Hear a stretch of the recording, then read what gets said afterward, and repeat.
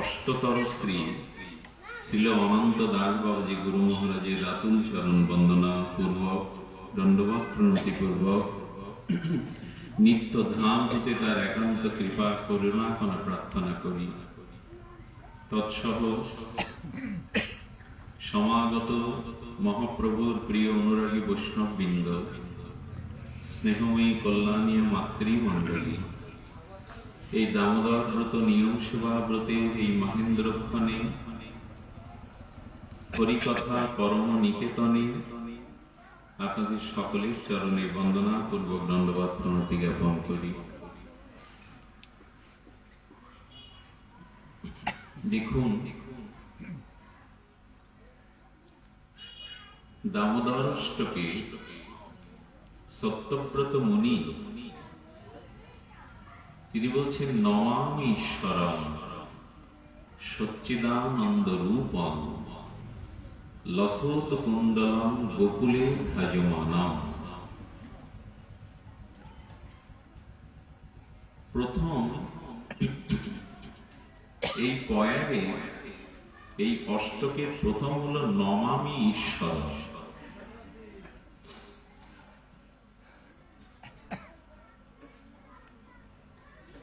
অর্থাৎ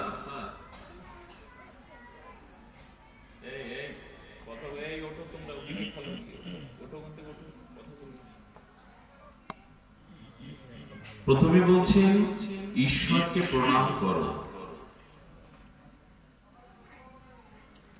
নমামি ঈশ্বরম সচ্চিদানন্দ রূপম।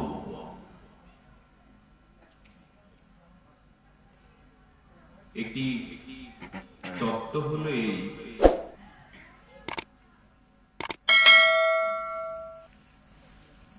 তুলে দিন না, বাচ্চাগুলো কথা বলছে, তুলে দিন।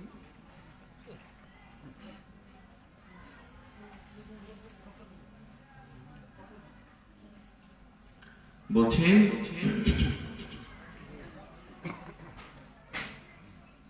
সচ্চিদানন্দ রূপী পরম ঈশ্বরকে প্রণাম করো।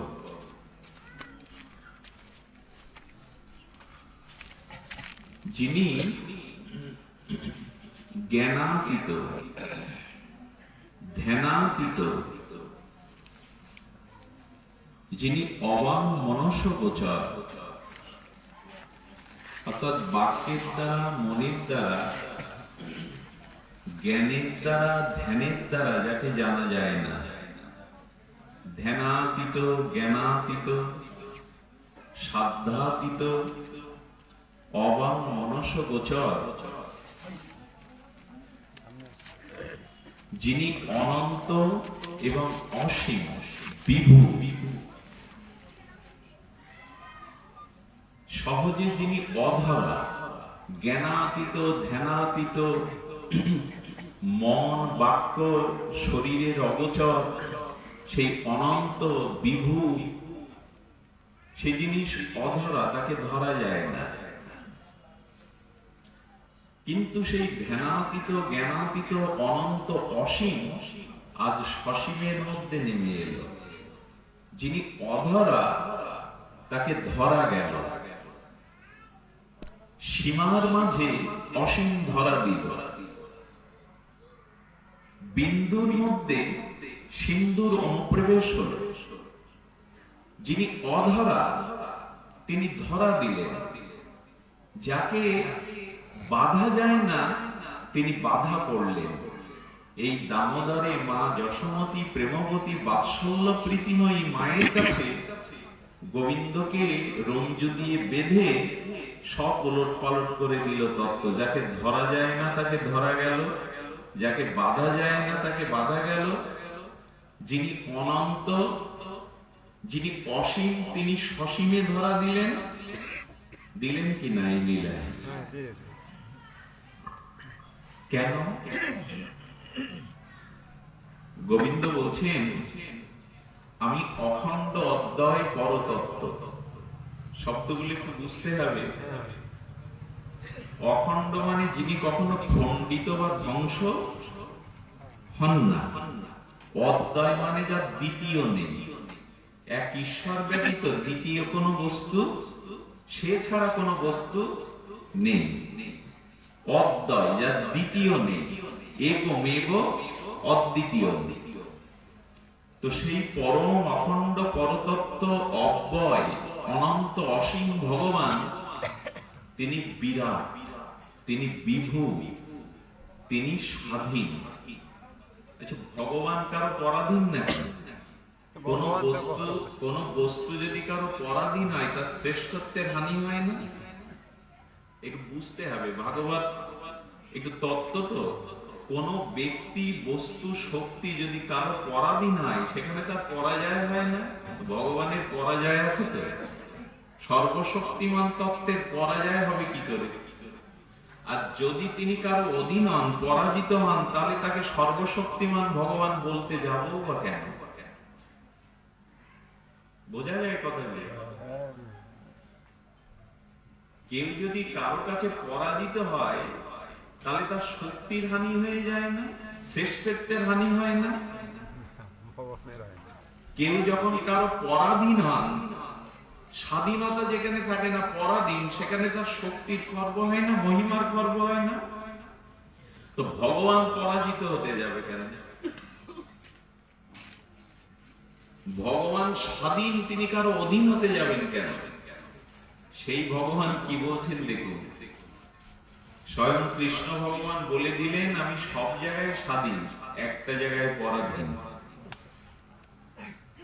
আমি সব ক্ষেত্রে স্বাধীন, একটা জায়গায় আমি পরাধীন, সেটা হলো অহং ভক্ত পরাধীনা। আমি ভক্তের ভক্তির ভাবনার কাছে চিরকাল পরাজিত হই, অধীন হই। কি তত্ত্ব! যিনি অধরা, তিনি ধরা দিচ্ছেন। যিনি অনন্ত, আকাশটাকে কি বেষ্টন করে বাঁধা যাবে? কাপড় দিয়ে, রঞ্জু দড়ি দিয়ে আকাশ বাঁধা যাবে? অনন্ত আকাশকে? সেই ভগবানকে এই পট্টদড়িকার দড়ি দিয়ে যশোদা বাঁধছেন, যাকে বাঁধা যায় না, যিনি অনন্ত, তিনি অসীম, যিনি সসীমের মধ্যে এলেন, যাকে ধরা যায় না তিনি ধরা দিলেন, এবং তাকে রঞ্জু দিয়ে মা যশোদা উদুখলে বেঁধে রাখলেন। ভগবান জগৎকে দেখালেন, আমি ভক্তের কাছে পরাজিত, ভক্তের কাছে পরাধীন। এইখানে আমার কোন স্বাতন্ত্র খাটবে না। এই জন্য ভগবান নিজ মুখে বলে দিয়েছেন, আমার থেকে বড় যদি এই বিশ্ব ব্রহ্মাণ্ডের অনন্ত তত্ত্বের মধ্যে আমার থেকে যদি বৃহৎ বা বড় কিছু থেকে থাকে, সে হলো ভক্তি বা ভক্ত। আপনি আমি বললে বাবা হাত ছেড়ে দিয়ে বসতে হবে। আপনি আমি বললে কথাটা মেনে নেব না। স্বয়ং ভগবান বলছেন, আমার থেকে ভক্তি এবং ভক্ত হলো বড়। বলে প্রমাণ কোথায়? বলেন, তারপরে ত্রেতাতে রাজীব লোচন, কৌশল্যা নন্দন, সীতাপতি, জানকী বল্লভ, লক্ষণ অগ্রজ, মর্যাদা পুরুষোত্তম রামচন্দ্র যখন সাগরের এপারে দাঁড়িয়ে প্রহার গুনছেন যে সীতা উদ্ধারে সাগরের ওই পারে যাবে, তখন স্বয়ং ভগবানের সেতু বাঁধবার চিন্তা এলো কিনা সকলের জানা। তো উনি না খেয়ে না দিয়ে চিন্তা করছেন কি করে সেতু বন্ধ করে সীতা উদ্ধারে ওই পারে যাবে। হনুমান দেখলো না, সেতু বাঁধবো কখন? আমার কাছে যে শক্তি আছে, আমি বিনা সেতুতে ওপারে যেতে পারবো। সেই শক্তিটা হলো রাম নাম। জয় রাম বলে চলে গেল। এখানে ভগবান পরাজিত হলো না? স্বয়ং রামরে যেতে বাদ দিতে হচ্ছে, চিন্তা করতে হচ্ছে, না খেয়ে না দিয়ে সেতু না বাঁধলে যেতে পারবো না। হনুমান বলছেন, আমার প্রভুর শক্তি তো আমি জানি, রাম বলেই পার হয়ে গেল। এখানে পরাজিত হলো কে? ভগবান না ভক্ত? ভগবানই। আরো একটা দৃষ্টান্ত নিন। ওইখানে রামচন্দ্র চিন্তা করছেন, বানর সেনারা সব এসে পাথর ফেলছে সমুদ্রে। তো রাম লক্ষণ ওদের মাথার থেকে পাথরগুলো নিয়ে নিয়ে ফেলছে। রাম যতবার ফেলে পাথর ডুবে যায় না ভেসে যায়। নল নীল এসে বলতে, প্রভু ওইভাবে পাথর ফেললে সেতু হবে না, ভেসে যাবে, ডুবে যাবে। তো নল নীলকে প্রভু রামচন্দ্র বলছেন, তো কিভাবে ফেলতে হবে, তো ওতে আরেকটা জিনিস যুক্ত করতে হবে, পাথরের সাথে আরেকটা জিনিস যুক্ত করতে হবে। দুটো ইটের মাঝখানে যেমন সিমেন্ট মশলা দিলে যুক্ত হয়ে যায়, তখন নল দিয়ে ওই রামচন্দ্রের মাথা থেকে পাথরগুলো নিয়ে বা যেগুলো ফেলেছিল ভেসে যাচ্ছিল ওগুলো তুলে বড় আদর করে রাম নাম লিখে দিচ্ছে পাথরে। রাম যখন রাম নাম লিখে ছুড়ে দিচ্ছে তখন পাথরগুলো ভাসলো এবং তাই দিয়ে বাদ রচনা হলো। এখানে ভগবান এই দৃষ্টান্ত স্থাপন করলেন, আমার থেকে আমার নাম অনেক বড়, আমি ফেললে ভেসে যায়, নাম ফেললে ভাসে না।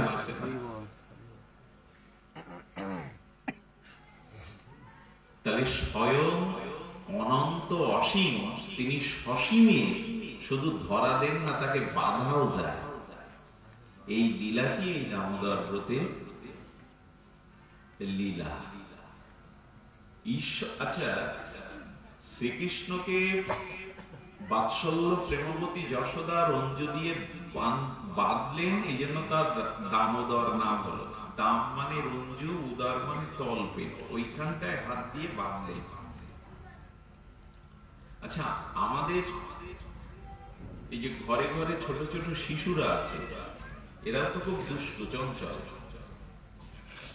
চঞ্চল না আজকালকার শিশুরা। তো গ্রাম গঞ্জে দেখবেন যাদের কাঁচা ঘর বাড়ি, বারান্দাটা অনেক উঁচু, এই ছেলেটা পড়ে যাবে বলে রেলিং দিয়ে দেয় বাঁশে। গ্রামের কাঁচা বাড়িতে দরিদ্র সীমার নিচে যাদের বাস, এবার ওই বাচ্চাটা বারবার পড়ে যাওয়ার, দুষ্ট চঞ্চল চপল পড়ে যাবে বলে মা ওর পায়ে শিকল বা দড়ি দিয়ে, এখনো অনেক মায়েরা বেঁধে রাখে কিনা, আমাদেরও বেঁধেছে, হয়তো একটু স্মরণ করলে বোঝা যাবে, ভুলে গেছি।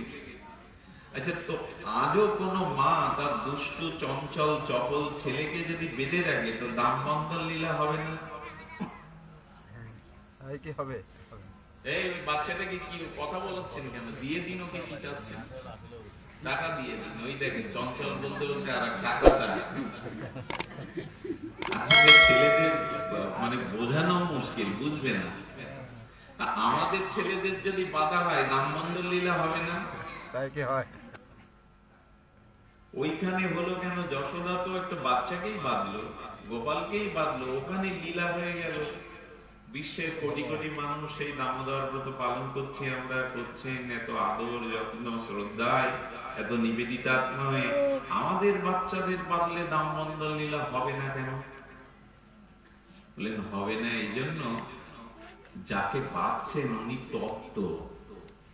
আমাদের যাদের বাধা হচ্ছে এরা জন্ম মৃত্যু জরাব্যাধি মৃত্যু সাথে নিয়ে এসছে, এদের মধ্যে তত্ত্ব নেই। কিন্তু কৃষ্ণ হলো স্বয়ং ভগবান তত্ত্ব, পরতত্ত্ব। এই জন্য ওই ভগবানকে বাধা যায় এই কথাটি কারো জানা ছিল না, যেটা ভগবান প্রমাণ করলেন, ভক্তির ডোরেই আমি বাধা করলাম। যদি কেউ ভগবানকে বাঁধতে চান আজও পারে। তবে মীরাবাই বলে দিয়েছে যে যদি দুধ খেয়ে দাবি করেন আমি দুধ খাই, অন্ন খাই না, দুধ খেয়ে তপস্যা করি, মীরাবাই বলছেন ওতে কাজ হবে না, বাধা যাবে না। অনেকে এরকম বলে কি, যারা তপস্যা করে আমি দুধ খেয়ে বেঁচে আছি, সাত্ত্বিক দুগ্ধ। তো মীরাবাই বলছেন কি, দুগ্ধ খেয়ে যদি ভগবানকে বাধা যেত, প্রেম ভক্তির ধরে বাসুর গুলো আগে যেত, ওরা দুধ ছাড়া কিছু খায়নি। কেউ কেউ দাবি করে কি আমি 6 মাস ফল খেয়ে থাকি, এই নিয়ম সেবা মাসে একটা করে ফল খাই, খুব ভালো কথা। তুমি জিহ্বা সংযত করেছো, আহার সংকুচিত করেছো। আচ্ছা, ফল খেয়ে যদি ভগবান পাওয়া যেত, মীরাবাই দাবি করছে বাদুর গুলো আগে পেত, ওরা ফল ছাড়া কিছু ঝুলে ঝুলে ফল খায়। কারো পায়ে চাকা লাগানো আছে, এর কাছ থেকে ওর কাছ থেকে তীর্থে যাওয়ার কথা বলে একটু ভিক্ষা মাদু করি নেন, নিয়ে 2-3 মাস তীর্থে তীর্থে ঘুরে বেড়ায়, গয়া কাশী যেতেই হবে তার। তো তীর্থে ঘুরলে যদি ভগবান পাওয়া যেত, বলছেন বৃন্দাবনে বা নবদ্বীপে গয়া কাশীতে অনেক গরুগুলো ছেড়ে দেওয়া থাকে, ওরা ঘরে, ওরা ভগবান পায়। তো ঘুরলে ভগবান পাওয়া যায়? যদি বলে 3 বেলা অপতীত যে গঙ্গা স্নান করে সে ভগবান পায়, কাবেরী, সরস্বতী, নর্মদা, গঙ্গা এসব হরিভক্তি পরায়ণ বিশুদ্ধ নদ নদীতে স্নান করলে তার ভক্তি হয়। বললেন তাহলে দিন রাত মাছগুলো, সাপগুলো, সমুদ্রের প্রাণীগুলো তো দিন রাত ডুব দিচ্ছে, ওদের ভক্তি হয় না কেন? ডুবলেও ভক্তি হবে না। মীরাবাইকে বলছে তাহলে বলো কিসে ভগবানকে বাঁধা যাবে, কিসে ভগবান আমার হবে? মীরা বলে দিল বিনা প্রেম সে নাহি মিলে নন্দলালা, প্রেম ভক্তিতে ছাড়া তাকে অন্য কিছু দিয়ে আমাদের অভাব ওইটাই। সংসারে আমাদের অভাব কিছু নেই, টাকা পয়সা, বাড়ি গাড়ি, মান সম্মান, ব্যবসা চাকরির অভাব নেই, অভাব একটাই, ভক্তি। আজ একটু আলোচনা করব যে ভক্তিটা কি করে আসবে। একটু যদি মন প্রাণ এদিকে দেন, ঘুম ত্যাগ করে, অলসতা ত্যাগ করে, তাহলে কিছু নেওয়ার সম্ভাবনা আছে। ব্রত মাস তো বলেছিলাম নমামি ঈশ্বরাং সচ্চিদানন্দ রূপম। শাস্ত্র বুঝতে গেলে আপনাদের একটু কি করতে হবে? প্রথমে জানতে হবে, তারপরে দেখতে হবে, তারপরে প্রবেশ করতে হবে। গীতার কি শ্লোকটি আমাদের ভক্ত প্রভাত অদ্বৈত এই শ্লোকটি ভালো ব্যাখ্যা করে, আমার সামনে আমার সাথে এসেছে। ও বলছিল আসতে গিয়ে, কি বলছেন? ভক্তা তং অনন্যয়াম শক্ত অহমেব বিধ অর্জুন আহারে জ্ঞাতং দ্রষ্টং তত্ত্বেন প্রবিষ্টং পরম তপ। এটা অপূর্ব চিন্ময় বিস্মৃত তত্ত্ব জ্ঞান সমন্বিত শব্দ। স্বয়ং ভগবান বলছেন কিনা? উনি বলছেন জ্ঞাতং, আগে জানো, তারপরে কি করবো জেনে? বলছেন এবার দেখো, জানার পরে ওই তত্ত্বকে দেখো, তারপরে কি করতে হবে? এবার ওর মধ্যে প্রবেশ করো। তিনটি বিষয় পেলাম আমরা। জ্ঞান, জ্ঞেয়, জ্ঞাতা বলে একে। জ্ঞান, জ্ঞেয়, জ্ঞাতা শব্দগুলোর সাথে আমাদের একটু অপরিচিত লাগছে। এসব নিয়ে তো আমরা নাড়াচাড়া করি না। আমরা সারাদিন যা নাড়াচাড়া করি তা ভালো জানি, এইগুলো নাড়াচাড়া করি না। এখানে একটু জানতে হবে কি জ্ঞাত। বিশেষ বিদ্যা না থাকলে ভগবানকে, তত্ত্বকে জানা যায় না। কি বললাম কথাটি? বিশেষ জ্ঞান না থাকলে তত্ত্ব জানা যায় না। খুব আবেগে, হই হুল্লোড়ে জ্ঞান বা তত্ত্ব জানা যাবে না। কেমন জানেন? এইখানে দামোদরের অষ্টক রয়েছে। ধরুন এখানে দামোদরের অষ্টক রয়েছে। যিনি অক্ষর জ্ঞান শূন্য, আকার মূর্খ, তিনি এই পৃষ্ঠার দিকে তাকিয়েছেন। এখানে দামোদর অষ্টক বা গুরু অষ্টক রয়েছে। যে অক্ষর পরিচয়হীন, আকার মূর্খ, এই শ্লোকগুলো থেকে কিছু বুঝবে কি? কিছু পাবে ওর থেকে? পাবে না তো। এবার ওই পৃষ্ঠাটা যিনি একটু লেখাপড়া জানেন, বিদ্যান, তার হাতে দিন। সে ওই শ্লোকগুলো পড়ে চমকিত হচ্ছে, বাবা কি শব্দাবলী, কি তাত্ত্বিক অর্থ, শিক্ষিত। আচ্ছা, যে লেখাপড়া অক্ষর জ্ঞান নেই সেও তো পৃষ্ঠাটা দেখলো, এদিকে তাকান, সেও তো পৃষ্ঠাটা দেখলো, কিছু পেল কি? অক্ষর জ্ঞানী নাকাট মূর্খ ওই শ্লোকগুলো দেখে কি করবে সে? আচ্ছা, যিনি লেখাপড়া জানেন তিনি দেখে আশ্চর্যান্বিত হচ্ছেন, কি অপূর্ব এই শ্লোকগুলো, কত শব্দ ভাষা দিয়ে সৃষ্টি করা। এবার পণ্ডিতের কাছে দিলেন, যিনি পণ্ডিত, দার্শনিক, তিনি ওর মধ্যে কি করলেন? ওই শ্লোকটা শুধু পড়লেন না, প্রত্যেকে তত্ত্ব বের করলেন, ব্যাখ্যা বের করলেন। পণ্ডিত করবে কিনা ব্যাখ্যা? করবে কি মা? করবে। এবার যদি ভক্তের কাছে ওই শ্লোকটা দেন, ভক্ত তখন ওর মধ্যে থেকে ভগবানের প্রেম ভক্তি রস বের করে নেবে। নমাম ঈশ্বরং সচ্চিদানন্দ রূপং রস। এই যেই শুনলো, সেই ওর ভিতরে চোখে জল এসে গেল, ভক্তি উৎসারিত হয়ে গেল। একই পৃষ্ঠার থেকে চারজনের চার রকম অনুভূতি। তেমনি সকলেই তত্ত্ব জানতে পারে না। আমাদের বর্তমান হিন্দু সমাজে এই তত্ত্বের বড় অভাব। এরা পালা শুনতে আসে, এক নাম কীর্তন শুনতে এসে একটু খিচুড়ি খায়, গড়াগড়িও দেয়, কান্নাকাটি করে, কিন্তু এইখান থেকে উঠে গিয়ে ওটা ধারণ করতে পারে না। মনুষ্যত্বের পরিচয় 20-25 বছর ধরে কীর্তনে যাচ্ছে, পূজা পার্বণ করছে, অথচ তার মনুষ্যত্বের বিকাশ হয়নি, তার ভিতরে মনুষ্যত্ব জাগেনি। কারণ মূর্খ যদি কোটি বছরও শাস্ত্রের পৃষ্ঠা উল্টায়, বেদ বেদান্তে অক্ষর জ্ঞানী মূর্খ, সে কি বুঝবে? পাবে কিছু? পাবে না। তাহলে এখন আমরা কি বুঝলাম? বিশেষ জ্ঞান না থাকলে, বিশেষ চেতনা না থাকলে তত্ত্বকে নিরূপণ করা যায় না। এই জন্য বলছেন জ্ঞাত, তুমি আগে তত্ত্বকে জানো। বারবার তত্ত্ব শব্দটা আমি অনেকবার বলে ফেলেছি, কিন্তু তত্ত্ব কাকে বলে?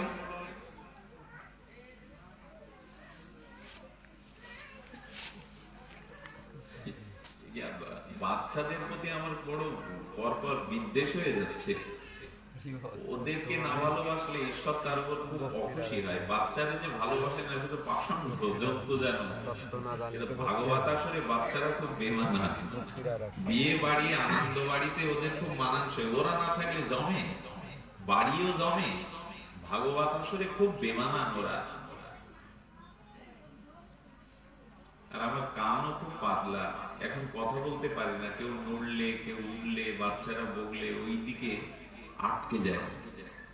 আমার পাঠ করা বেশি দিন হবে বলে মনে হয় না, কারণ এখন চোখ বুঝে পাঠ করতে ইচ্ছা করে, ঘরে দৌড় দিয়ে। যেখানে 4-5টা মানুষ থাকবে, খুব আগ্রহ শ্রদ্ধা থাকবে, এই সামাজিক আলোচনার ক্ষমতা আছে দু একজনের, মাইক হাতে নিয়ে একবার আসরকে জমাতে পারে, ওই ক্ষমতাটা পরপর চলে যাচ্ছে। কোলাহলের মধ্যে এগুলো হয় না। বলে তোমার জন্য আবার এরকম নীরব সমাহিত আসর কে দেবে? এই জন্য বলছি যে হয়তো সম্ভব না এইভাবে। তত্ত্ব কাকে বলে? তত্ত্ব হলো যথাযথ নিরূপণং তত্ত্ব। যথাযথ নিরূপণং তত্ত্ব। দার্শনিক আচার্যরা বলেছেন, যে বস্তু যে রূপ, তাকে সম্যক রূপে সেই রূপে জানার নাম হলো তত্ত্ব। আবার বলি, যে বস্তু যে রূপ, তাকে সেই রূপে জানাটার নাম হলো তত্ত্ব। বলে যে বস্তু যে রূপ সেই রূপে জানার নাম তত্ত্ব। মানে আচ্ছা, আপনার ঘরের মধ্যে চলে যান, এখন টিভি আছে, ফ্রিজ আছে, আলমারি আছে, আসবাবপত্র আছে, নিজের ব্যবহৃত কত বস্তু আছে, সব দেখতে পাচ্ছেন তো? লাইট জেলে দেখতে পাচ্ছেন তো? আপনার ঘরের মধ্যে আলো জেলে দিয়ে দেখছেন। হঠাৎ বিদ্যুৎ চলে গেল, আপনার পাশে কোনো আলো আর নাই, তো আপনার ঘরে রাখা জিনিসগুলো অন্ধকারে তখন দেখতে পাবেন তো? আলোতে যেভাবে দেখা যায়, সম্ভব কি? নিজের রাখা রক্ষিত জিনিসগুলো তখন হাতড়ে পাবেন না আপনি, কোথায় রেখেছিলেন? বলে বারে আলো থাকলে সব দেখা যাচ্ছে, চেনা যাচ্ছে। আলো অন্ধকার এলো তো আর আমার জিনিস, আমার ঘর কিছু দেখতে পাচ্ছি না, বুঝতে পারছি না। তেমন বলছেন, কোন বস্তুকে যথাযথ রূপে দেখতে গেলে ওখানে আলোর প্রয়োজন, আর এখানে জ্ঞানের প্রয়োজন। আবার বলি, বারবার বলছো কেন? একটা খুঁটিকে মাটিতে পুঁততে গেলে একবার আঘাত দিলে পতিত হয় তো? একবার আঘাত দিলে কি করতে হয়? বারবার আঘাত দিতে হয়। আলো আপনার আছে তো আপনি দৃশ্যমান। আরো একটা বিপদ কি জানেন? কারেন্ট বা বিদ্যুৎ বা আলো না থাকলে আপনার ঘরেই আছেন, অন্ধকার নেমে এসে কিছু দেখতে পাচ্ছেন না, বরং কিছু ভুল দেখতে শুরু করলেন। ওই জায়গায় কে নড়ে উঠলো, ওই বুধায় কি একটা মূর্তি, ওইখানে কি সাপ পড়ে আছে নাকি দড়ি ছিল মনে হচ্ছে সাপের মতো। অর্থাৎ যে বস্তুগুলো আলো থাকলে সঠিকভাবে দেখা যায়, আলোটা চলে গেলে ওই একই ঘরের মধ্যে আপনি ভুলভাল অনেক কিছু দেখতে, ওই কি বিন্দু আকারে, ওই কোথায় নড়ে উঠলো, ওই বুঝি সাপ, ওই গা ছমছম করছে অন্ধকারে, ওইগুলো কি আছে সত্যি সত্যি আলো থাকাকালীন আছে এগুলো? যারা ভগবানকে জানে না তারা অন্ধকারের মধ্যে তাদের জীবনে ওই সব উল্টো পাল্টা দেখেই মরণ হবে, যার বারবার জন্ম মৃত্যু হবে। ভগবানকে যে জানিনি তার সব বৃথা, অন্ধকারের মতো নিজের জিনিস খুঁজে পাবে না, ওষুধ খেতে হবে, ওখানে ভয় তৈরি হবে, দড়ি দেখলে সাপ মনে হবে অন্ধকারে। কি কথা বলবো তো, আমার লোকবুক গুলো দেখুন খাড়া দিচ্ছে। ভগবানকে না জানলে তার জীবন বৃথা, ব্যর্থ। এই জন্য রামকৃষ্ণ দেব উনি বলেছিলেন, ঈশ্বরকে জানাই জ্ঞান আর সব অজ্ঞান। পিএইচডি করলেও কাজ হবে না, ওতে টাকা পাওয়া যাবে, শেয়ার পাওয়া যাবে, সম্মান পাওয়া যাবে, জন্ম মৃত্যু কর্মফল এড়াতে পারবে না ওর দ্বারা। মৃত্যুকে, দুঃখকে, নিরানন্দকে, অভিশাপকে এড়াতে গেলে ভগবানকে জানতে হবে, আর কাউকে জানলে রেহাই নেই। এই হলো তত্ত্ব। এই কথাটি গীতায় জ্ঞানযোগ ৪র্থ অধ্যায়ে ভগবান বলে গেছেন, জন্ম কর্ম চমে দিব্যং যো ব্যক্তি তত্ত্বত ত্যক্তাং দেহ পুনর্জন্ম নৈতি মামেতি সহ অর্জুন। বাবা, কি বীর্যবতী কথা ভগবানের। গীতাগুলো তো আমরা পড়ি না, পড়লেও তা অনুধাবন করি না, আর সেরকম ব্যাখ্যা করে বোঝাবার লোকেরও খুব অভাব, যে যার মতো করে বোঝায়।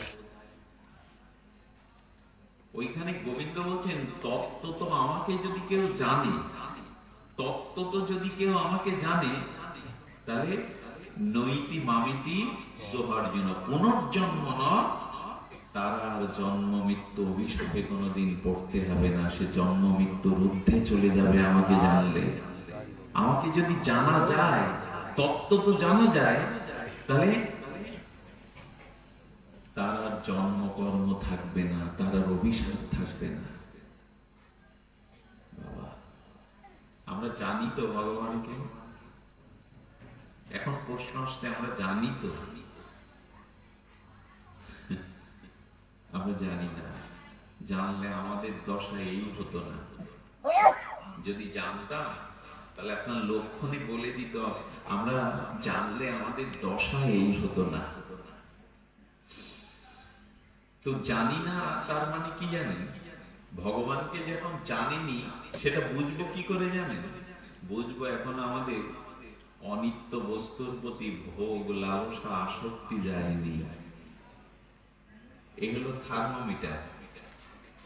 আপনি কতটুকু ধার্মিক, কতটুকু ভগবানকে জেনেছেন, কতটুকু ভজন সাধন করেছেন, জ্বর মাপার থার্মোমিটার, তাপমান যন্ত্র থার্মোমিটারেই তো বলে দেবে না, আর কিছু দিলে তাপ উঠবে ওতে। তো জ্বর মাপার তাপমান যন্ত্র হলো থার্মোমিটার, আর আপনি কতটুকু ভগবানকে জেনেছেন এ মাপার থার্মোমিটার কি? এই মাপবার থার্মোমিটার হলো স্ত্রী, পুত্র, দেহ, ভোগ, বাসনার প্রতি আপনার কতটা নিরাসক্তি এসেছে।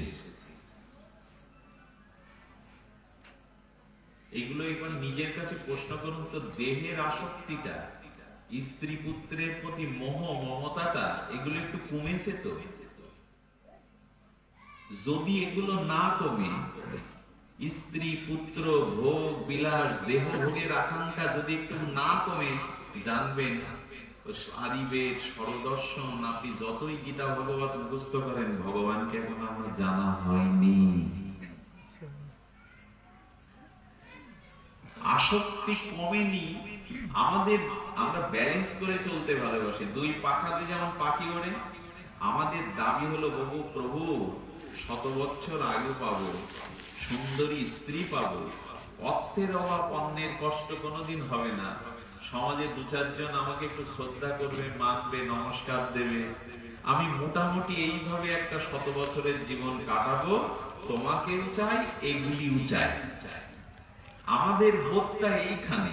কিন্তু থার্মোমিটার বলছেন এই অনিত্য, অসুখ, এই জগতের প্রতি, কামনা বাসনার প্রতি, দেহের প্রতি, মান মর্যাদার প্রতি আসক্তি যার কমেনি, জানতে হবে ভগবানকে এখনো তার জানা হয়নি। পুরনো কথা অনেকবার শুনেছেন যারা প্রবচন শোনেন, নৌকার গ্রাফিটা না তুলে নৌকা বাইলে এগোবে তো? গ্রাফিটা তুললেন না, নোমরটা গ্রাফিটা না তুলে নৌকা বাইছেন, এগোবে তো?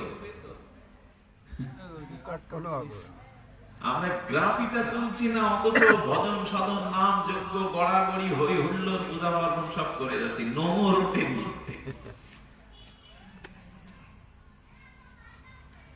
ভগবত পাঠ শুনে আর হরিনাম ইত্যাদি করে যদি আসক্তি না কমে, আপনার জানবেন কিচ্ছু হয়নি। লবডঙ্কা কোনো কি ছায়ে ঘি ঢেলেছেন আপনি, সময় ব্যয় করেছেন শুধু। অনেকেই না ভগবানের কথা খুব শোনে, মাঝে মাঝে শুনতে শুনতে আবেশ এসে যায়, সব জায়গায় ছুটে যায়, চাকা লাগানো আছে, যেখানে ভাগবত পাঠ ওইখানে গিয়ে হাজির। অথচ তার নিজের জীবনে কোনো ভজন সাধনা এখনো সৃষ্টি হয়নি, সে কিছু করেই না ভজন সাধনা। এগুলো অনেকটা নেশা এসে যায়, পাঠে যাওয়া, নাম যজ্ঞে যাওয়া, নেশা হয়ে গেছে, অথচ সে নিজে পরিবর্তন হয় না। তার মানে অনিত্যম অসুখম লোকমিমং প্রাপ্য ভজস্যমাম। যদি সংসারের আসক্তি না কমে, যদি তার অনাসক্তি না আসে, তাহলে জানতে হবে এক পাও তার এগিয়ে যাওয়া হয়নি। আর এই যে ভগবানকে না জানা পর্যন্ত আপনার আসক্তিটা যাবে না।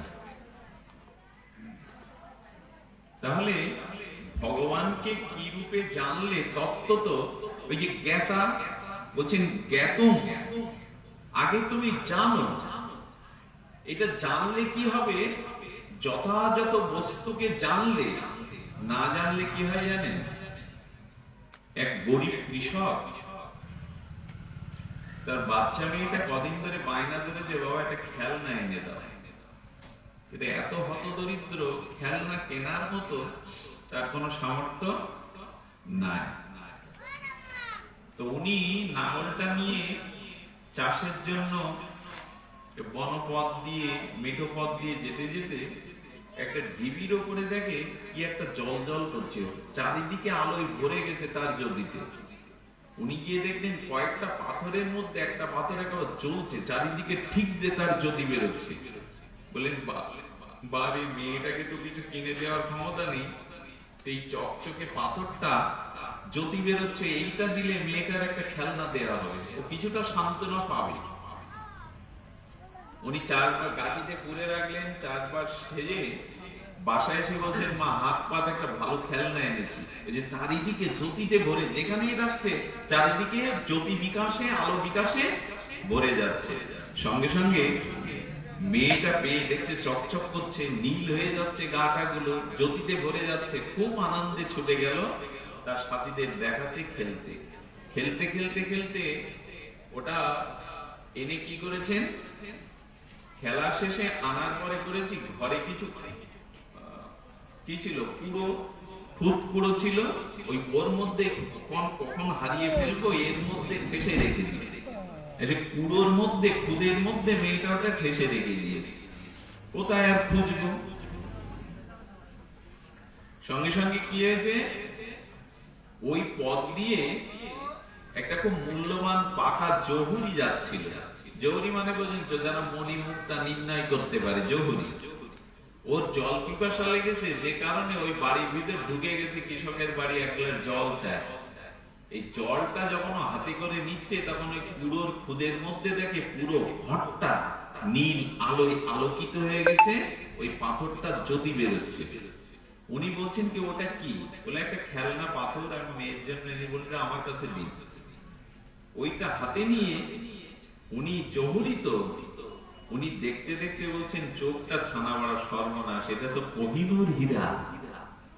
আরে এটা সম্প্রাপ্তদের কাছেও থাকে না, দুষ্প্রাপ্য। ও তখন বলছে ভাই এর দাম কত দেবে?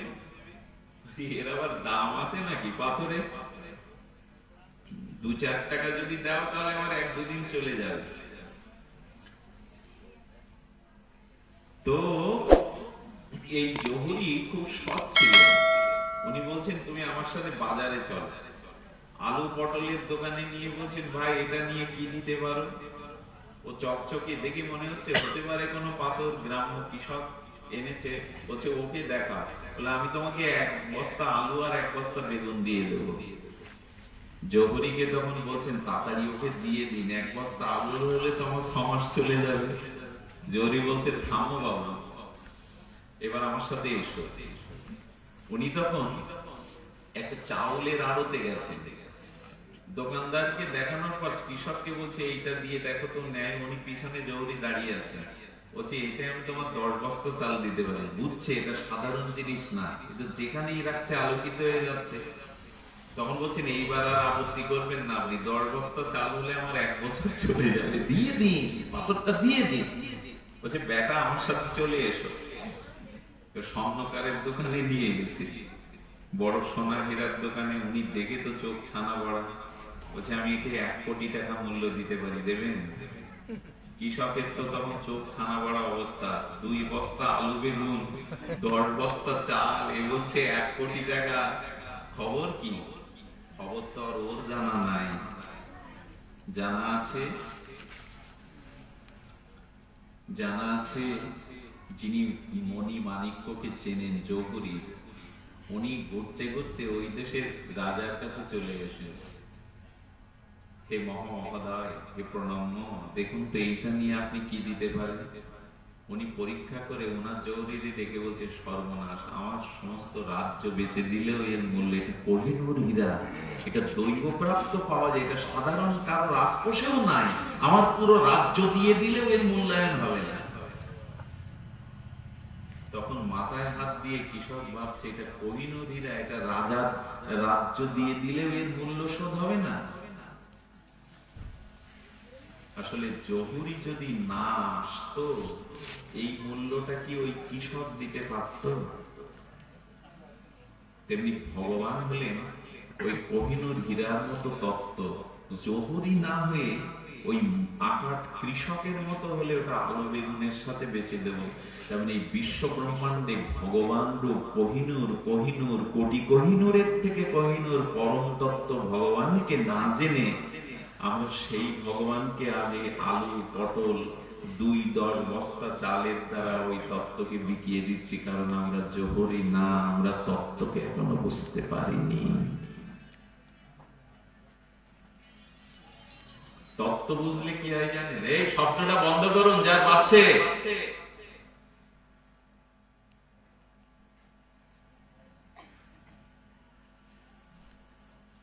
বুঝছেন? এই তত্ত্ব যিনি জেনেছেন তার অবস্থাটা দেখুন। ওই যে বললাম, একটা আসক্তি যদি না কমে তাহলে ভগবানকে আমার জানাই হয়নি। আপনি বস্তুর মূল্যায়নটা তো আগে করবেন। তো ভগবানই যে আপনার জীবনের সবকিছু, এইটাই নাম তত্ত্ব। ভগবানের ন্যায় আপনার জীবনে কোনো আপন থাকতে পারে না। ভগবানকে ভালো না বেশে আপনি অন্যকে ভালোবাসবার অধিকারই রাখেন না।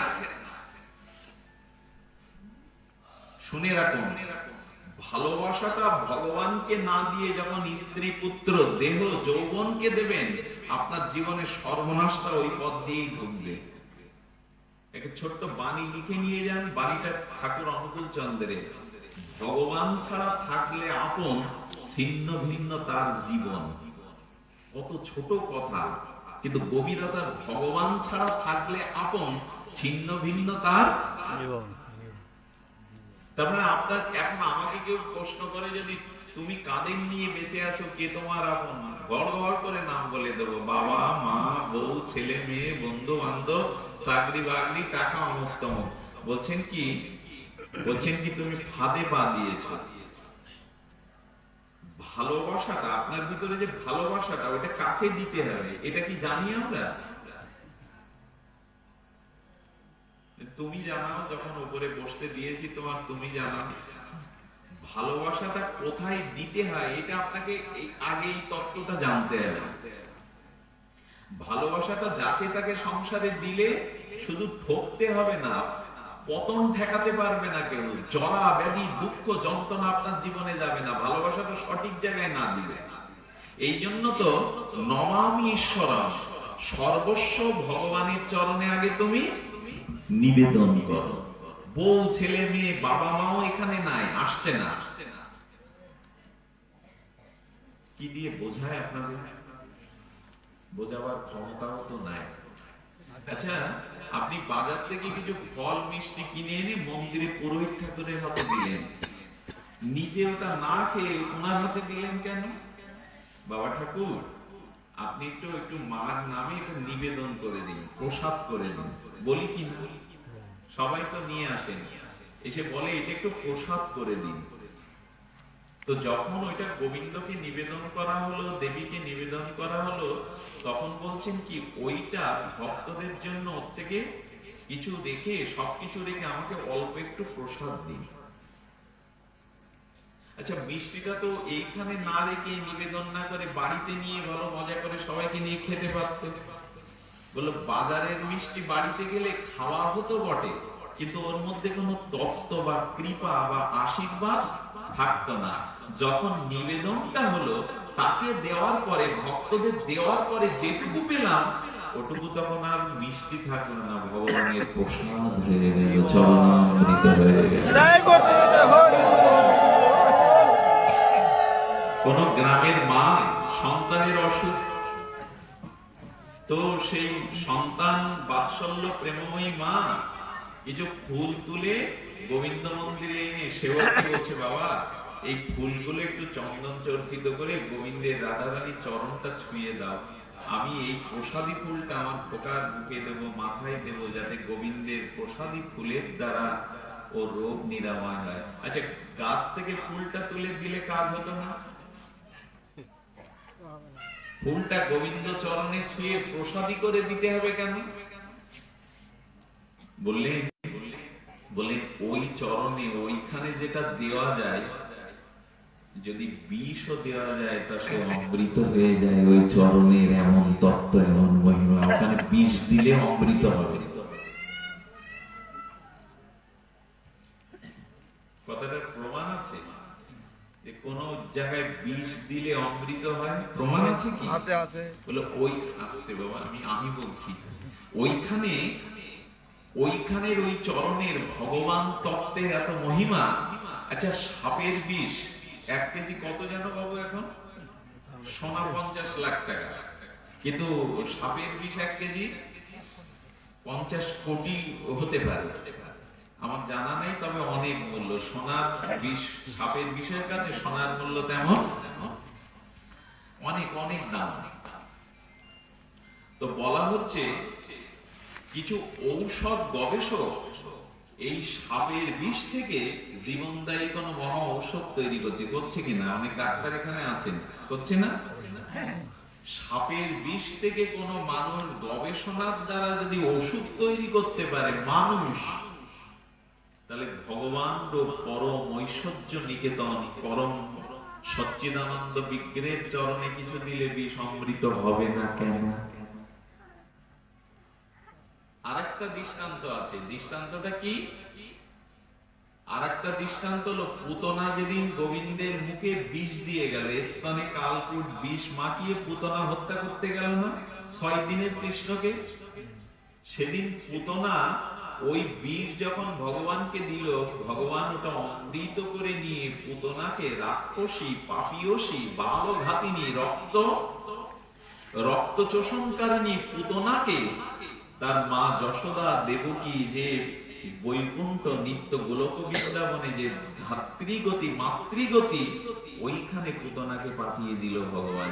এবং লক্ষ্য করুন, পুতনার স্তনে গোবিন্দ একটু ঠোঁটটা ছুঁয়েছিলেন, তাতে পুতনার দেহটা এমন প্রসাদী সুগন্ধ হয়ে গেল যে পুতনাকে খন্ড খন্ড করে রাক্ষসী দীর্ঘ দেহ 30-40টা সীতা করে ব্রজবাসীরা ধরিয়ে দিয়েছিল। ওকে তো পোড়ানো দরকার, সীতা থেকে অপ্রাকৃত চিন্ময় সুগন্ধ পুরো বৃন্দাবনকে আমোদিত করেছিল। পূর্ণমাসী বলেছিল কৃষ্ণের মহিমা দেখ, কেবল ওর স্তনটাকে অধর দিয়ে একটু শুয়েছে, তাতে পাপিয়সী পুতনার অঙ্গটাও সুগন্ধ ভরে গেছে, মৃতদেহ থেকে চন্দনের গন্ধ বেরিয়ে আসছে। এখন কি দাঁড়ালো? এখন দাঁড়ালো এই পৃথিবীতে যত কিছু দিয়ে ভগবানকে আপনি ভক্তি করবেন, অর্চন করবেন, পূজা করবেন, সব থেকে শ্রেষ্ঠ উপাচার কি? এই যে ষোড়শোপচার, পঞ্চোপচারে পূজা আছে না, দশোপচার পুরোহিত ফদ্দ লিখে দেয়, দেয় কিনা? ইন্ডিয়ান এক পুরোহিত আন্ডারপ্যান্টও লিখে ফেলেছে দুর্গা পূজায়। এবার লিখতে লিখতে কার্তিকের আন্ডারপ্যান্টও লিখে ফেলেছে। বাবা, অত কিছু লেখে। এক পুরোহিতের বাস দরকার, কয়েকটা বাস দরকার, ওখানে লিখেছে পূজায়। বাবা বাস কি হবে? বাস মানে আমি তোদের বংশের একটু কল্যাণের জন্য মন্ত্র এবং বংশায় নম বলে দিয়ে দেবো মার পায়। কত কি লেখে। এবার যদি প্রশ্ন করা হয় কোন উপাচার দিলে দেব দেবী ভগবান সন্তুষ্ট হয়? চাল, কলা, ফুল, বিল্লপত্র, মুক্ত মুক্ত ষোড়শোপচার। গোবিন্দ বলছেন ও কোনো কিছু দিয়ে আমাকে কি চাল কলা দিবি নৈবেদ্য? এই জগৎ বিশ্ব ব্রহ্মাণ্ড আমার সৃষ্টি, আমাকে চাল কলা দিয়ে কিনবি? ভগবান বলছেন ওই সবে আমি সন্তুষ্ট হই না। কি দিয়ে সন্তুষ্ট হও? বলে তোমার মনের যে ভালোবাসাটুকু আছে ওইটাই হলো শ্রেষ্ঠ উপচার। ওটা না দেওয়া পর্যন্ত আমি নড়বো না, আমার কৃপা দৃষ্টিও তোমার দিকে যাবে না। কি বুঝলাম তাহলে? ভগবানকে দিতে হবে কি? মা পা গুলো গুটিয়ে বসো, এইভাবে বসো না সামনের দিকে। কি বলছেন? এদিকে ভাগবত আছে তো, ভাগবত আর স্বয়ং ভগবান এক। এই জন্য এখানে কেউ আমার দিকে পেছন ফিরে বসবেন না, কারণ এখানে ভাগবত আছে। পাটাও বিস্তার করে বসা যাবে না। আমার মেরুদণ্ডে এমন সমস্যা, ডাক্তার আমাকে বেড রেস্টে রাখতে বলেছেন। আমি একটা বালিশ দিয়েছে, দেখেছেন পেন হচ্ছে। যদি এই পেনটা এখন দেখানো যেত আপনাদের, মানে আগুনের মতো গরম হয়ে মেরুদণ্ড পেন, এক মুহূর্ত বসার কথা নয়। তবু ভাগবত এমন একটা জিনিস, এইখানে বসেছি না, এখন আমাকে 3 ঘন্টা বসিয়ে রাখলে আমার দেহাবেশ থাকবে না। ভাগবতে যখন আসবেন তখন প্রাণ মনটা ভাগবতে দিয়ে দিলে কিছু পাবেন। আর আসতে হয়, আসলেন, ঝিমাচ্ছেন, ঘুমাচ্ছেন, অলসতা প্রকাশ করছেন, ঘড়ির দিকে বারবার তাকাচ্ছেন, কখন শেষ হবে, সমাপ্ত হবে, বাড়িও বা ভ্যান পাবো কিনা, গাড়ি পাবো কিনা। তাহলে এখানে না বসায় আপনার ভালো। মনটা যদি এখানে না দিতে পারেন তাহলে আপনি এখান থেকে কিছু নিতে পারবেন না। তাহলে আমরা আলোচনা করছিলাম কি, ভালোবাসাটা ভগবানকে দিতে হবে। নমামি ঈশ্বরং সচ্চিদানন্দ রূপং। এই নমামি মানে ভগবানকেই আগে ভালোবাসাটা দিতে হবে। ওই ভালোবাসাটা ভগবানকে দেওয়ার পরে যেটুকু প্রসাদী হয়ে আপনার কাছে আসবে, ওইটা আবার পিতা মাতা স্ত্রী পুত্রকে দিন। তাহলে ওরাও বাঁচবে, ওরাও শান্তি পাবে, আপনিও জীবনে কল্যাণ প্রাপ্ত হবেন। বোঝাতে পেরেছি কি? আগে প্রসাদটা দিয়ে দিন, তারপরে যেটুকু প্রসাদ হয়ে গেল ভোগ থেকে, ওইটা এবার বউ ছেলে মেয়েকে দিন, বাড়ির লোককে। তা আপনার অন্তরের ভালোবাসাটা পাওয়ার অধিকারী আগে ভগবান। তিনি আপনাকে সৃষ্টি করেছেন, তিনি আমাকে দুর্লভ জন্ম দিয়েছেন, আর ভালোবাসাটাও তার দেওয়া। আপনার ভেতরে যে ভালোবাসা, ওটাও তার দেওয়া। ওই ভালোবাসাটা ভগবানকে না দিয়ে যারা বউ ছেলে মেয়ে পিতা মাতা, একদল আজকাল কি বলে বেড়াই জানেন? একদল লোকের এখন স্লোগান কি, ঈশ্বর ফিশ্বর রাখো, আগে জীব সেবা করো, আগে মানুষকে ভালোবাসো। এসব সব ফাঁকা বলি। এটা ভোটের আগে ক্যানভাসাররা যে বলি বলে, ভাই আমি তোমাদের সুখে দুঃখে সাথে আছি, পাশ করার পরে তার বাড়ি গিয়েও আর খোঁজ পাওয়া যায় না, 10 দিন গিয়েও তার দেখা পাওয়া যায় না। তো যারা এইরকম বলে বেড়ায় ভগবান টগবান রাখো, আগে মানুষকে ভালোবাসো, দয়া করো, দান ধ্যান করো, তাদের অবস্থাটা খুব ভয়ানক। কারণ দয়া করবার মতো ক্ষমতা আপনার নাই। এই জন্য একটা মূল্যবান কথা আবারও মনে লিখে নিতে বলছি, খাতায় না। সংসারকে আপনি সেবা করতে পারেন, কিন্তু সংসারকে আপনি বিশ্বাস করতে পারবেন না। বিশ্বাসটা করতে হবে ঈশ্বরকে। আর কেউ বিশ্বাসের যোগ্য। কি মর্মান্তিক কথা বলেছেন স্বামী রামসুখ দাস। সংসারের পিতাকে মাতাকে সেবা করবেন, স্ত্রীর প্রতি যে দায়িত্ব পালন করবেন, স্ত্রী স্বামীর প্রতি দায়িত্ব পালন করবেন, একে বলে সেবা। আপনি সবাইকে সেবা করতে পারেন, কিন্তু সংসারে কেউ বিশ্বাসের যোগ্য। বিশ্বাসটা করতে হবে একমাত্র ঈশ্বরকে, গুরুদেবকে, ভক্তিকে। বিশ্বাস অন্য জায়গায় দিলেই ঠকে যাবে। রাত দিন মানুষ এখন মানসিক রোগগ্রস্ত হয়ে বলছে, মনের মতো কাউকে পেলাম না, কাউকে কেউ ভালোবাসার মূল্য। এইগুলোই তো এখন মানসিক রোগ।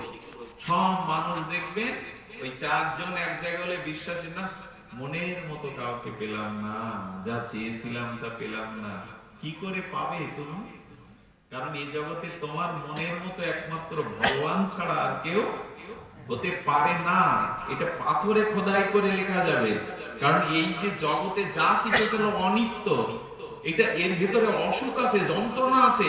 একমাত্র নিত্য, একমাত্র সত্য, একমাত্র আনন্দময় হলো ভগবান। আর কেউ বিশ্বাসের যোগ্য নয়। আমরা বিশ্বাস ভালোবাসাটা যাকে তাকে দিয়ে বসেছি, আর ক্ষতি যা হওয়ার তা হয়ে গেছে। এখন তো আমাদের এই যুবক যুবতীরা সব 70% মানসিক রোগগ্রস্ত।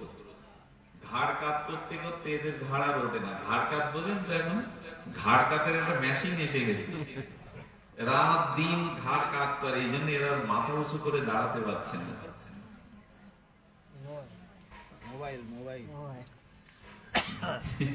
আমি মাঝে আমাদের সুজনদা এসেছেন, দাদা সুজনদাকে বলছিলাম, দাদা এই পুরানো দিনে জাল দিয়ে মানুষ মাছ ধরতো। জালের ইংরেজি কি? আমি তো আবার ইংরেজি জানি না। জালের ইংরেজি কি? নেট। তো নেট দিয়ে মাছ ধরা হতো। সেই পৃথিবীর সৃষ্টির শুরু থেকে তো মাছ ধরা হচ্ছে নেট দিয়ে। মাছগুলো মানে আমাদের একটা অভিশাপ দিয়ে দিছে, বেটা তোরা এই ফাঁদে ফেলে আমাকে ধরে যন্ত্রণা দিয়ে মারিস, আমি অভিশাপ দিলাম তোদেরও একদিন এই নেটের ফাঁকে পড়ে যন্ত্রণায় ছটফট করতে হবে। কথাটা বোঝা গেল? বিশ্ববিদ্যালয়ে পড়ে ছেলে মেয়ে না, নেট থেকে উঠতে পারে না। ওদের বুধ হয়ে নেশা করে ঘাড় কাত করবে, এদের মাথা উঁচু হবে না।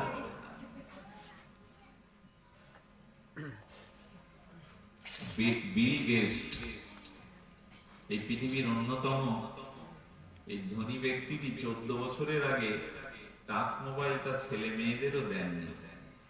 পৃথিবীর অন্যতম শ্রেষ্ঠ ধনী। কার হাতে কি দিতে হয় এই জগৎ এখন। আমার কোটি কোটি ডলার, আমি অমুক তমুক, আমার বাচ্চার হাতে একটা লাখ টাকার মোবাইল না থাকলে হয়? সর্বনাশটা যেখানে হয়েছে সেটা হলো ভালোবাসাটা যাকে দেওয়ার আমরা তাকে দিতে পারিনি, তাই অভিশাপ নেমে এসেছে পৃথিবীর বুকে। প্রতিটি ব্যক্তিতে, সংসারের সমাজে এখন অভিশাপ। ভালোবাসাটা ভুল জায়গায় প্রয়োগ হয়ে গেছে। কথাটা বোঝাতে পারলাম কি না? বোঝানোর ক্ষমতা কই আমার? বুঝলে কি আর আমাদের দশা এই হতো?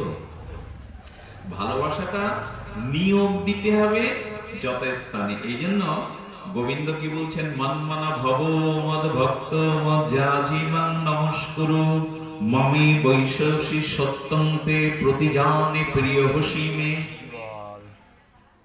গোবিন্দ বলছেন মনটা আমায় দাও। মন দেওয়া মানে তাকে ভালোবাসা। মন দেওয়া মানে কি? ভালোবাসাটা তাকে।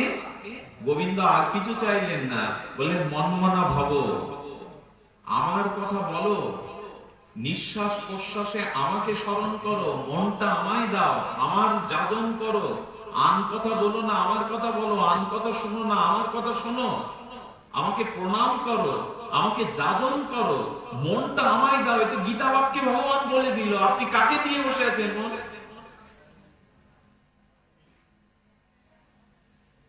ভগবানকে যারা মন প্রাণ ভালোবাসা দিতে পারেনি, তাদের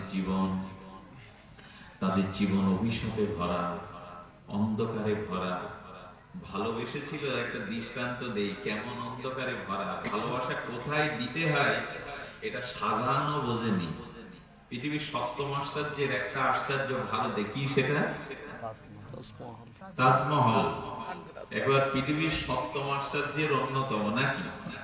আমি তাজমহলের পাশ দিয়ে গেছি, কিন্তু আমার যাওয়ার রুচি হয়নি। তুমি আবার কে এলে?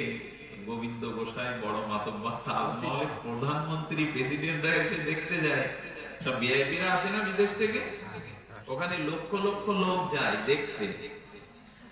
বৃন্দাবনে এক বাবাজি বলেছিল, আমরা বৃন্দাবনে থাকি খুব কাছে, কিন্তু তাজমহলে যাই না। বলে কেন? বলে ওটা বইয়ের স্মৃতি রক্ষার্থে, বেগম নিজের প্রণয়নী স্ত্রীর স্মৃতি রক্ষার্থে ওইটা করা। নিজের স্ত্রীর জন্য মমতাজের ভালোবাসার সাক্ষী রূপে এটা করলেন। 22,000 মিস্ত্রি 22 বছর ধরে কাজ করেছিল। ওই উপরের কবরের ছবিটা, পাথরগুলো এমন সেট করা, নিচে ছবি পড়ে, অরিজিনাল দেখা যায়। যমুনার বুকে এর শোভা দেখে মোহিত হয় না এমন কে আছে? তাজমহল দেখে। স্ত্রীকে ভালোবেসে তাজমহল তৈরি করার পরে কি দশা হয়েছিল শাহজাহানের ইতিহাস পড়েছেন? শাহজাহানের যে ছেলেরা, যুবরাজরা বলে বইয়ের জন্য রাজকোষের সব শেষ করে আমাদের ভিখারি মানুষ নে ওকে বন্দি কর। নিজের বাবারে শাহজাহানকে বন্দি করে দাস দাসী দিয়ে দুবেলা দুটো ভাতের থাল পাঠাতো। এই হলো তাজমহল করার পরে পরিণতি শাহজাহানের।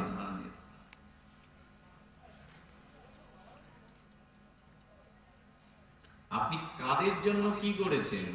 এই যা করেছেন ওতে শান্তি পাবেন না, ওতে কল্যাণ পাবেন না। তার কারণ হলো আপনার উচিত আগে ভগবানের জন্য সবকিছু আগে অর্পণ করা। এ পেরেছিল। বৃন্দাবনে পায়চারি করছেন সনাতন গোস্বামী পাদ। পায়চারি করতে করতে পায়ের বুড়ো আঙুলে কি একটা ঠিকে গেল, ঠনাস করে উঠল। উনি তাকিয়ে দেখছেন, সর্বনাশ, আমার পায়ের আঙুলে যেটা বাঁধলো এটা পরশ পাথর। যেটা রাজা মহারাজা পরশ পাথরের নাম শুনেছেন, দেখেছেন কখনো? কারো কাছে আছে বিশ্বে? লোহাতে সোয়ালে তাহলে তো সে কোটি কোটি মন লোহা সোনা করে ফেলতে পারত। ওটা ঈশ্বর প্রদত্ত জিনিস, অথচ আছে পরশ পাথর। সনাতন গোস্বামী পায়ে থেকে রাধারানীকে বলছে, রাধে, হে করুণাময়ী, আমি রাজমন্ত্রী সনাতন ছিলাম, আমি রাজা ছিলাম। 10,000 স্বর্ণ মুদ্রা আমি জেলারকে ঘুষ দিয়ে বেরিয়েছিলাম গৌর চরণে বৃন্দাবনের পথে। এখন এই সোনা দিয়ে তুমি আমার উপাসনা কেড়ে নেওয়ার লোক দেখাচ্ছ। পায়ের বুড়ো আঙুল দিয়ে বালির মধ্যে পরশ পাথরটা দেখে রাখলো। বলছেন, তোমাকে ঝুলে আমাকে আবার স্নান করতে হবে, আমি হাত দিয়ে শোবো না। পরশ পাথরকে এই কথা বলতে পারে কখন মানুষ? এটা কল্পনায়ও আসে আমাদের। ভগবানকে জানলে এই দেখুন সে কাকে চায়। পরশ পাথরটা বালির ঢিবির মধ্যে দেখে বললে, যদি কোনোদিন কোন দরিদ্র মানুষের কাজে আসে সে নিয়ে যাবে, আমি ওটা ছোবো না, কারণ ওটা ছুলে আমাকে আবার স্নান করতে হবে। ওই ব্যক্তি পরশ পাথর বালুর মধ্যে ধুয়ে কোথায় বসেছেন জানেন? বসেছেন গাছের তলায়। গায়ে কি জানেন? এটা পুরো ছেঁড়া কাঁথা। খাই কি জানেন? লোকের দোয়ার থেকে, ব্রজবাসীর দোয়ার থেকে আটা ভিক্ষা করে, আটাটা হাত দিয়ে দলা পাকিয়ে একটু আগুনে ছেঁকে আগুনে আটাটাই খায়। যে পরশ পাথর না শুয়ে পা দিয়ে বালির মধ্যে রেখে দিল। এই হলো ভগবানকে ভালোবাসার উদাহরণ, দৃষ্টান্ত। ছেঁড়া কাঁথা, নাড়া মাথা আর বৃক্ষতলে বাস। সম্রাট আকবর পর্যন্ত এই সনাতনকে দেখতে গিয়েছিলেন, হাত জোর করে বলেছিলেন, গোস্বামী, আমি আপনার কোনো সেবায় আসতে পারি? একটু সেবা যদি স্বীকার করতেন। সম্রাট দিল্লীশ্বর আকবর গিয়ে সনাতনের সামনে হাত জোর করে দাঁড়িয়েছে। সনাতন বলছেন, আপনি আমায় কি দেবেন?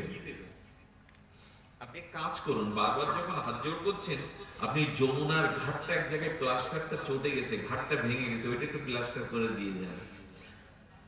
সম্রাট আকবর অপমান বোধ করলেন, আমি দিল্লীশ্বর, আমি গ্রেট দিল্লি, আমি গ্রেট ভারতবর্ষের গ্রেট, আমি আকবর, আমাকে কোথায় বলবে 500 তলা একটা মণিমুক্তার মন্দির করে দিতে, সমাধি করে দিতে, একটা ঘাট ভেঙে গেছে বাবাকে বললো। সনাতন গোস্বামী মনোভাবনা বুঝতে পেরে ওর দিকে রাধারানীকে বলছেন, ওকে একটু দেখিয়ে দাও না তোমার সম্পদ যাতে জ্বালাতন আর না করে। এসব কি কথা? সনাতন গোস্বামী ওর দিকে একটু কৃপা দৃষ্টি দিয়ে দিলেন। আকবর গিয়ে কি দেখলো জানেন? ওই যে ঘাটটা ভেঙে গেছে, চিন্ময় বৃন্দাবনে রাধারানীর কৃপা, সনাতন গোস্বামীর কৃপায় দেখছে কি ওখানে কোটি কোটি হীরা পরশ পাথর পড়ে আছে।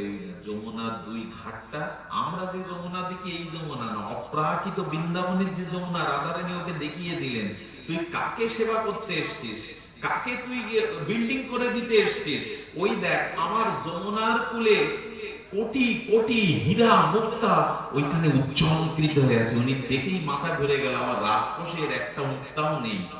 এসে প্রণাম করে সনাতনকে বলছেন, বড় ভুল করেছি, তোমরা এই জগতের মানুষ না, তোমরা সাধারণ না, তোমাদের কাছে আমার মতো রাজা বাদশাও তোমাদের কাছে কিছুই না। এই হলো যারা ভগবানকে ভালোবেসেছে তাদের তাদের সম্পদ। আচ্ছা, আপনাদের একটা কথা বলি, এইখানে আমি বসে যদি এই গ্রামের সব থেকে দামি এবং খুব প্রতিষ্ঠা প্রখ্যাত লোকের কথা বলতাম, এইখানে আজকে যদি আমি এই গ্রামের বা এই অঞ্চলের সব থেকে বিখ্যাত ধনী প্রভাবশালী লোকের কথা বলতাম, আমরা এভাবে বসে শুনতেন তার কথা? শুনতেন কি? একবার কথা বলবেন, একদম শুনতেন না। তার মানে ভগবান এত পরম তত্ত্ব, আজ কত মা কত বাবারা এই কষ্ট করে সারাদিন পরিশ্রম করার পরে ধুলাতে বসে শুনছেন। কেন জানেন? ভগবানের কথার মধ্যেই আছে ভগবান তত্ত্বের মহামহিমা। কোন ব্যক্তির কথা আলোচনা হলে এইভাবে শ্রদ্ধার সহিত আমরা কেউ শুনতাম না। এই জন্য বলছি, ভগবানকে ভালোবাসুন, এইটা হলো গোড়ার কথা। তত্ত্ব হলো কি? ভগবানকে জানা। আর জানবেন কেন? জানবেন এই জন্য তিনি হলেন তত্ত্ব। আর তত্ত্বটা জানতে গেলে কিভাবে জানতে হবে? খুব কম সময়ের মধ্যে আস্তে আস্তে শুনছিলাম, কি অপূর্ব তত্ত্ব হলো এই।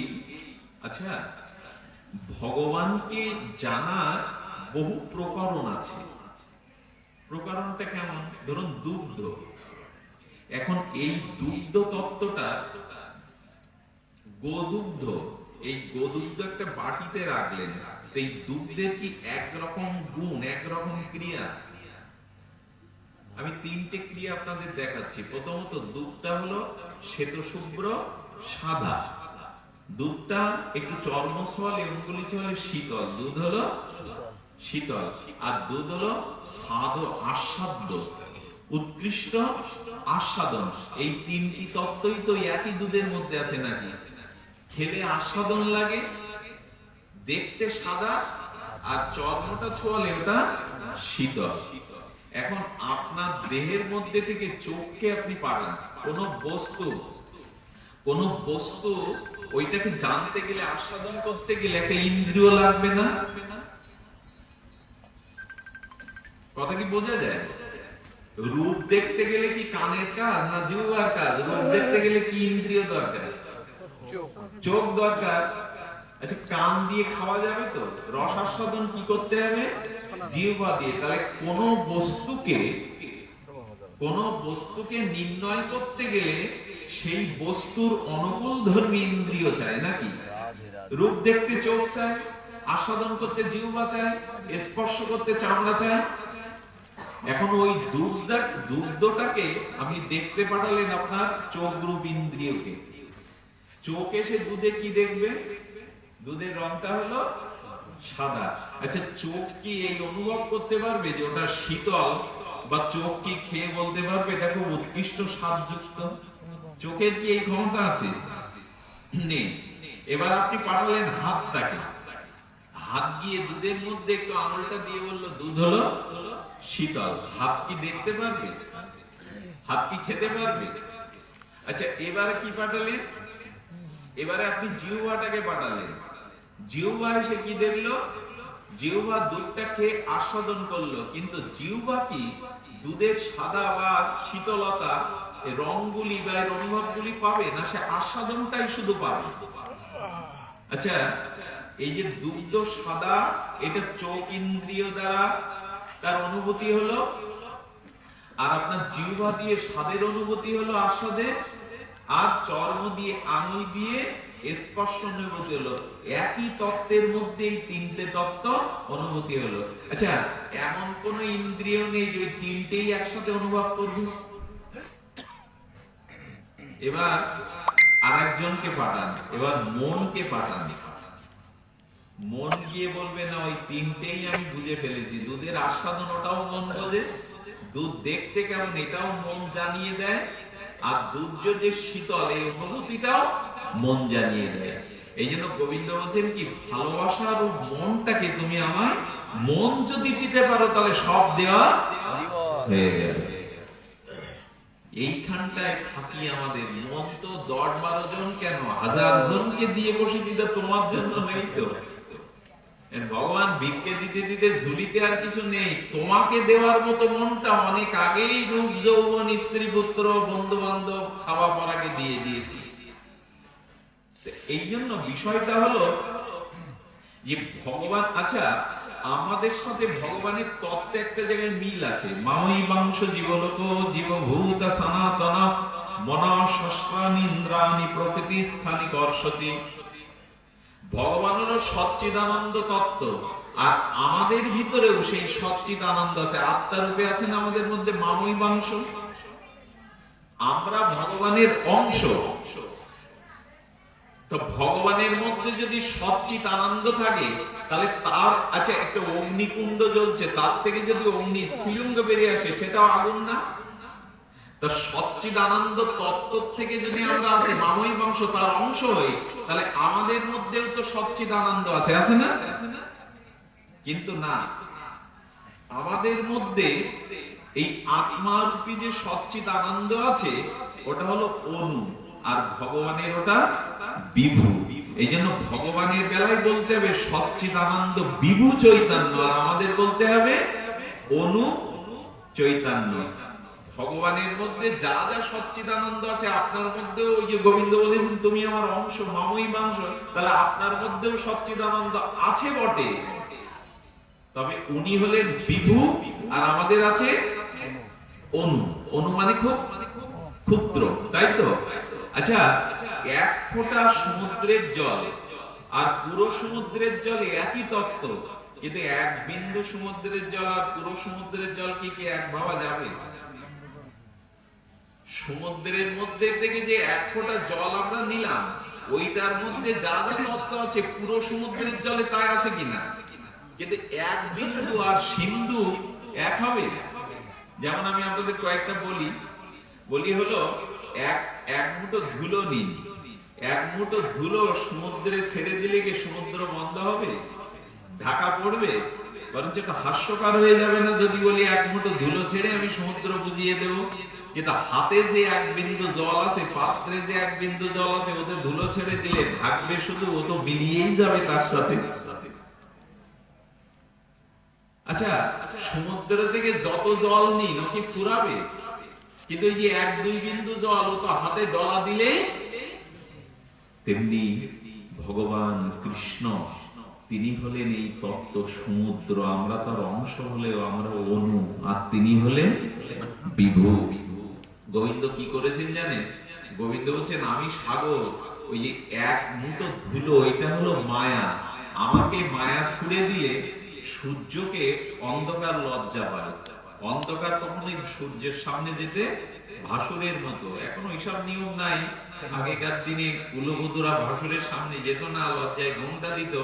এখন অন্ধকার বলছে সূর্যকে দেখলে আমি লজ্জা পাই।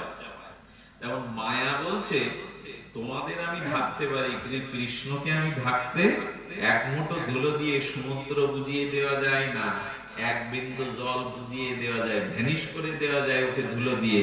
গোবিন্দ বলছেন কি মায়া তোমাদের বুঝিয়ে দেয়, ঢেকে দেয়, আমাকে মায়া ঢাকতে পারে না। তাই মায়া যদি দূর করতে চাও আমার চরণে শরণাপন্ন হও, আমাকে আমাকে ডাকো।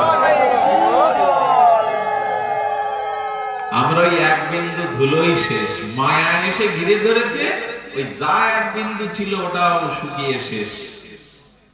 কি আশ্চর্য কথা। আচ্ছা, সমুদ্রের সাথে এক বিন্দু জলের তত্ত্ব তো এক হলেও পার্থক্য আছে। সমুদ্রে সাঁতার কাটা যাবে, বিন্দু জলে সাঁতার কাটা যাবে তো? আচ্ছা, সমুদ্রে অনেকগুলো প্রাণী বাস করে না? সমুদ্রের মধ্যে এক বিন্দু জলে প্রাণী বাঁচতে পারবে তো? ওর মধ্যে ছেড়ে দেওয়া যাবে তো? মাছ, হাঙর, কুমির। তার মানে আমরা খুব ছোট জায়গায় আছি, খুব ক্ষুদ্র অবস্থানে আছি। গোবিন্দ বললেন কি, তুই আমার পুত্র, অমৃতের পুত্র, তুই মৃত্যুর বুকে যাচ্ছিস কেন? তুই রাজার পুত্র, তুই ভিখারির মতো, কাঙালের মতো সাচ্ছিস কেন? আমার চরণে সর্বস্ব শোভে দাও, তাহলে সিন্ধুতে এসে পড়লে, সাগরে এসে পড়লে আর তোমার কোনো অভাব, আর কোনো মৃত্যু, আর কোনো যন্ত্রণা থাকবে না। আচ্ছা, এরকম একটা ছোট পাত্রে একটা মাছ ছেড়ে দিলেন, এরকম দৃষ্টান্ত কিভাবে দিয়েছেন মহাজনরা। তত্ত্বটা কি জানুন। মায়েরা ঘুমাবেন এখানে, আমি যে কথা শুরু করেছি অর্ধেক লোকে ঘুম পাবে, কারণ সব লীলার কথা শুনতে চায়, আবেগের কথা শুনতে চায়, ইনিয়ে বিনিয়ে শুনতে চায়। আজ আমি তা বলতে পারছি না। এই যে মাস, সারাটা মাস এই ব্রত করে ভজন করে একটু তত্ত্ব না জানলে কিছু জানা হলো না। একটা মাস এর মধ্যে ছেড়ে দিন। মাছটা ডাঙায় ছটফট করছিল, বিধাতাকে বলছে আমাকে যদি একটু জলে দিতে প্রভু, জলে দিতে প্রার্থনা করছে। কোন একটা ব্যক্তির হৃদয়ে দয়া হলো, জলে ছেড়ে দিল। দেওয়ার পরে মাছটা কি করবে? ওইখানে অক্সিজেনের এতটা অভাব, অল্প জল, কিছুক্ষণ পরে দেখবেন জলে থাকলেও অক্সিজেনের অভাবে মারা যাবে। ছটফট করছে, তখন বলছে প্রভু এত ছোট জায়গা চাইলাম, আমাকে তুমি যদি পুকুরে দিতে, কারোর দ্বারা, কোন সহৃদয় ব্যক্তির দ্বারা একটু দয়া সৃষ্টি করে, কোন ব্যক্তি ওই থেকে তুলে আদামানা মাছটা পুকুরে দিয়ে দিল, বলে বাজলাম। ছোট্ট জলের পাত্রে ছটফট করছিলাম অক্সিজেন, এবার বাজলাম। কিন্তু চৈত্র মাস এলো, কি হয় চৈত্র মাসে? পুকুরটাও কাদার মধ্যে ছটফট করে বলছে প্রভু আমার এই চাওয়া ছোট হয়ে যাচ্ছে, আমি যা চাচ্ছি তা খুব অল্প হয়ে যাচ্ছে। আগে ছোট পাত্রের মধ্যে মনে করলাম পুকুরে গেলে জলের অভাব হবে না, এখন দেখছি একটু পুকুরও শুকায় চৈত্র মাসে। প্রভু একটু খাল বিলে দিয়ে দাও। খাল বিলও বৈশাখে শুকায়। তখন বলছে বারবার আমি চাইতে, আমরা আসলে কি চাইতে হয় তা এখনো শিখিনি। এই দেখুন কি দৃষ্টান্ত। বলছেন আমার চাওয়াটা ছোট, প্রভু একটু নদীতে দিয়ে দাও না কৃপা করে কারো দ্বারা। এখন কপোতাক্ষ, বেতনা এগুলো তো শুকিয়ে মরে যাচ্ছে। নদী যখন শোকালো তখন বলছে প্রভু কোন মুখে আর চাইবো তোমার কাছে, বারবার ছোট দেখা চাইছি, যেখানে মরণ, যেখানে যন্ত্রণা, যেখানে অভাব, আমি বারবার তাই চাইছি। প্রভু কৃপা করে যদি একটু মহাসাগরে ফেলে দিতে কারোর দ্বারায়, তাহলে আর কোনদিন এই সব যন্ত্রণা, যদি একটু সাগরে ফেলে দিতে। কি বোঝাতে চাইলাম এর দ্বারা? আমরা যে জায়গায় বাস করছি, যা কিছু পেয়েছি, স্ত্রী পুত্র ধন জানি, এটা খুব ছোট জায়গা, এখানে অক্সিজেনের অভাব। এইখানে যতই থাকেন, যতই সাজান, যন্ত্রণা কমবে না। কমবে? কমছে কারো যন্ত্রণা? একজন উঠে দাঁড়িয়ে বলুন বিল্লমঙ্গল, জন্ম থেকে এই পর্যন্ত আমার ভিতরে কোনো ব্যথা নেই, যন্ত্রণা নেই, আমি চিরসুখী। বিল্লমঙ্গল আপনার বাড়ির বাথরুম পরিষ্কার করবে সারা জীবন। একজন উঠে দাঁড়াবার ক্ষমতা রাখেন বলে। বাংলাদেশের তিনবারের প্রধানমন্ত্রী বেগম খালেদা জিয়া যেদিন কোকো না ছোট ছেলের নাম, ওর লাশের সামনে আমি ওনাকে দেখেছিলাম টিভি লাইভে। সেদিন মনে করলাম প্রধানমন্ত্রী হলেও দুঃখ জরাব্যাধি মুক্ত হওয়া যায় না। ইন্দিরা গান্ধী পর্যন্ত দেখেছিল তার ছোট ছেলে সঞ্জয় গান্ধীর চিতা জ্বলতে, দিল্লিতে দাও দাও করে জ্বলছে, গান্ধী পেছনে দাঁড়িয়ে দেখছে। আমি চিন্তা করলাম প্রধানমন্ত্রী হলেও দুঃখকে এড়াবার ক্ষমতা, কিন্তু এই দুঃখ আপনাকে ডেকে পালাবে, যন্ত্রণা মৃত্যু আপনাকে ডেকে পালাবে। আপনি অমৃত থেকে এসেছেন, একবার যদি গোবিন্দ চরণে নিজেকে সমর্পণ করতে পারেন, ওইখানে জরা নেই, মৃত্যু নেই, অভাব নেই, যন্ত্রণা নেই।